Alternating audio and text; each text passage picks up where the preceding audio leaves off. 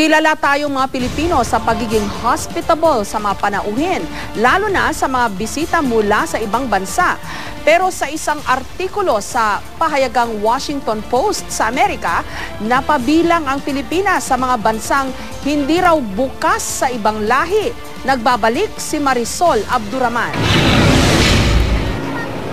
Ang mga Pilipino, kilala sa pagiging masayahin at magiliw sa mga bisitang dayuhan.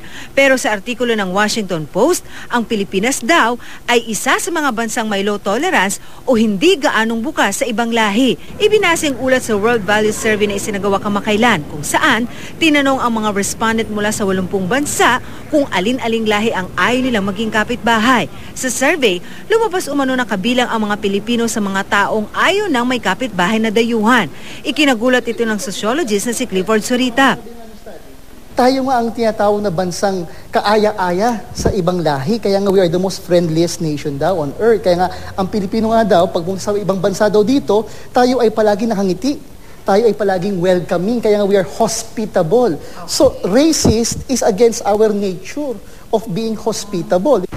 Magaling din daw tayo makisama at madaling mag-adapt sa anumang kultura. Tinanong naman namin ang ilang nating kababayan kung ano nga ba ang kanilang pananaw sa mga banyaga o ibang lahi. Sumasagana ang ating ekonomiya. Okay sa iyo. No, kasi dumadami ang dollar pag may tourist, pag may foreigners. Oh. Okay lang sa inyo, halimbawa meron kayong kapitbahay na iba yung lahi. Okay lang. Oh. Bakit po? Tao rin yun tulad ko Okay lang, maganda.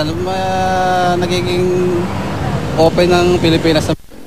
Okay na lang ito kay Aling Paz na may mga kapitbahay na iba't ibang lahi. Mas mainam nga raw dahil naikukumpara niya ang mga Pilipino sa iba. Yung kaiba na, tayo pala ganito, sila pala ganon.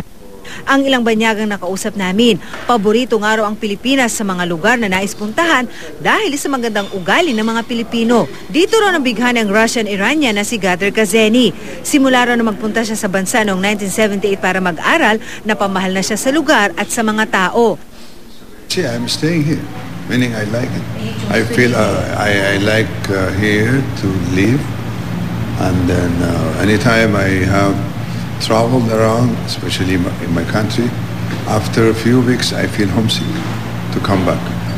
Ang pagiging hospitable, palakaibigan at pagiging matulungin ng mga Pinoy ang isa raw sa mga katangiang kanyang hinanap-hanap. Kaya nga raw ang Pilipinas na ang kanyang pangalawang tahanan. Lots of good experiences. Marisol Abduraman, GMA News.